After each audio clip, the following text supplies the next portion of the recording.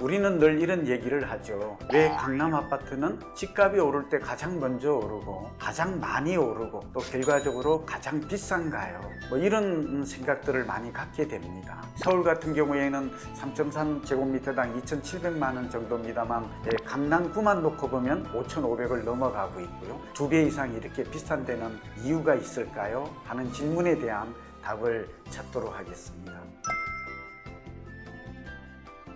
부동산 경제학에서는 잘 설명하고 있습니다. 그 이유가. 근데 우리는 의외로 이런 걸 잘 모르고 있거나 간과하거나 놓치는 경우가 많죠. 우선 강남이기 때문에 비싸다, 또 강남은 살기 좋기 때문에 당연히 집값이 비싼 게 아닌가 그렇게 생각하지만 반은 맞고 반은 틀립니다. 우선 경제학적 관점에서 강남 아파트가 비싼 이유 5가지 오늘 하나씩 짧지만 임팩트 있게 살펴보도록 하겠습니다. 첫 번째 이유는 원가 관점에서 봐야 돼요. 원가 측면에서 보면 토지와 건물로 아파트는 구성이 되어 있는데 땅값이 비싸다는 것입니다. 그리고 땅값이 가장 먼저 오른다는 것입니다. 집값을 살펴볼 때 부동산의 가격을 분석할 때는 반드시 원가 측면을 살펴보아야 한다. 부동산은 토지와 건물로 구성이 되어 있고 결국은 건물은 시간이 지나면 감가상각되는 점을 감안한다면 아파트인 경우는 30년이 지나면 결국은 잔존 가치가 제로로 바뀐다는 점을 감안하면 땅값이 올라야 집값이 오르고 땅값이 비싸야 집값이 비싼다는 이 원리를 이해하실 수 있을 것입니다. 실제로 통계를 보아도 강남 아파트의 최근의 공시지가 변동률이나 지가 변동률을 보면 실제로 땅값이 강남이 중구라든지 이렇게 도심권과 더불어 가장 많이 오르고 있다는 것을 우리는 알 수 있습니다.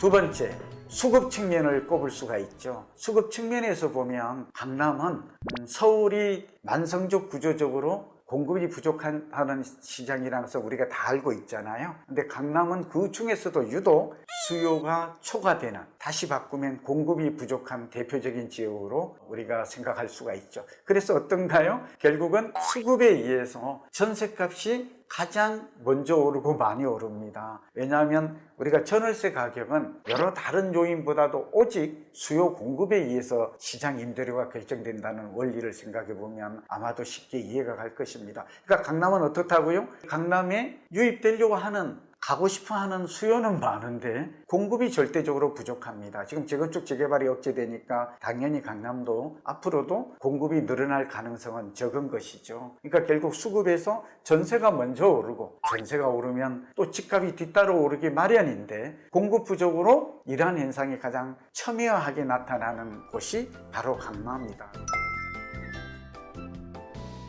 우리가 투자를 하는 목적이 뭐예요? 경제학 사전에는 투자의 개념을 이익을 목적으로 자본이나 노력을 투입하는 것을 투자라고 합니다. 그러니까 결국은 우리가 투자하는 목적은 이익이나 수익을 추구하는 것이잖아요. 투자자의 입장에서는 강남이 지난 30년간 또는 10년간 가장 많이 오르고 가장 수익이 높았다는 것을 우리는 경험적으로 학습 효과를 통해서 알 수 있는 것이죠. 앞으로도 이런 현상은 특별한 이변이 없는 한 지속될 것이다. 수익 가치, 투자 가치 이런 측면에서 강남은 매우 매력적인 곳이라고 볼 수가 있는 것이죠. 그러니까 당연히 수익 가치, 투자 가치가 높으니까 강남에 수요가 집중이 되고 또 가장 먼저 오르고 많이 오르고 또 결과적으로 가격이 비싼 것을 알 수 있습니다.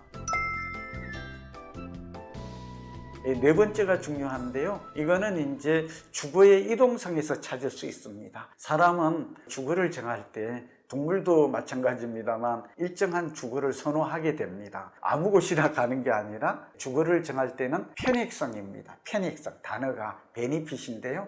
주거의 편익성 내지는 편익 창출 효과가 높은 곳에 주거를 정하게 된다. 그건 너무나 당연하죠. 우리가 의식주라고 그래서 좋은 음식과 좋은 옷을 추구하는 거와 편익성이 높잖아요. 만족도가 높잖아요. 그러다 보니까 이 편익 창출 효과가 가장 우리가 흔히 말하는 주거 가치죠. 교육이나 교통이나 편의성이나 그리고 녹지 공간 이런 것들이 잘 어우러진 완벽한 주거 환경, 입지 조건을 갖춘 곳이 강남이라는 얘기죠. 그러니까 편익 창출 효과가 높으니까 다시 또 강남은 가장 선호도가 높고 수요가 집중되고 결과적으로 집값이 또 많이 오르고 비싼 이유가 설명이 되는 것이죠. 그러다 보니까 이제 강남으로 이동성이 좀 높아지고 이런 것들은 또 심리에 영향을 미쳐요. 강남 아파트는 이 우리 경제학에서 소위 말하는 명품 효과를 누릴 수 있는 대표적인 곳이에요. 명품이 뭐죠?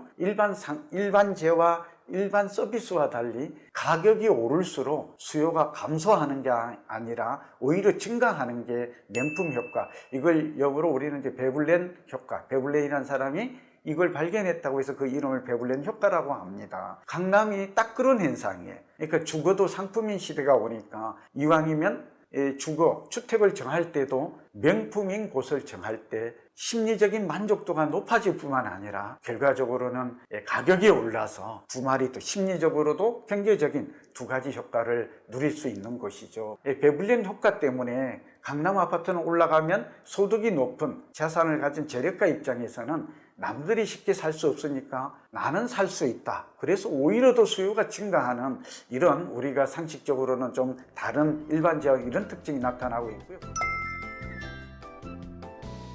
끝으로 결국 이러한 심리적인 효과 외에도 우리는 이제 미래 가치라는 게 있어요. 현재의 가치는 현재의 가격의 90% 이상 반영되어 있지만 강남은 앞으로도 도시의 성격상 성장지역 내지 성숙지역에 속해 있어요. 대표적인 게 뭐죠? 이 삼성동의 지하도시, 삼성동과 종합운동장 같은 경우 보면 여기 GTX-AC도 들어가고 영동대로의 지하도시도 들어가고 여기에 한전부지의 GBC 건물 103층도 들어가게 돼 있고 또 종합운동장과 묶어서 국제교류 복합지구 개발 계획이 진행이 되고 있잖아요. 설명만 해도 시간이 길어지는 한두 가지 재료가 아닌 것들이 강남에 또 앞으로 예정되어 있는 것입니다. 여기에 재건축, 재개발, 정비계획이나 도시재생 이런 것들도 지금 신분당성, 연장성과 함께 그대로 진행이 되고 있잖아요. 이런 것들이 결국은 땅값을 올리고 또 전세값을 올려서 결국은 수요를 끌어당겨서 집값이 오를 수 있는 이런 구조적인 경제학적 입장에서는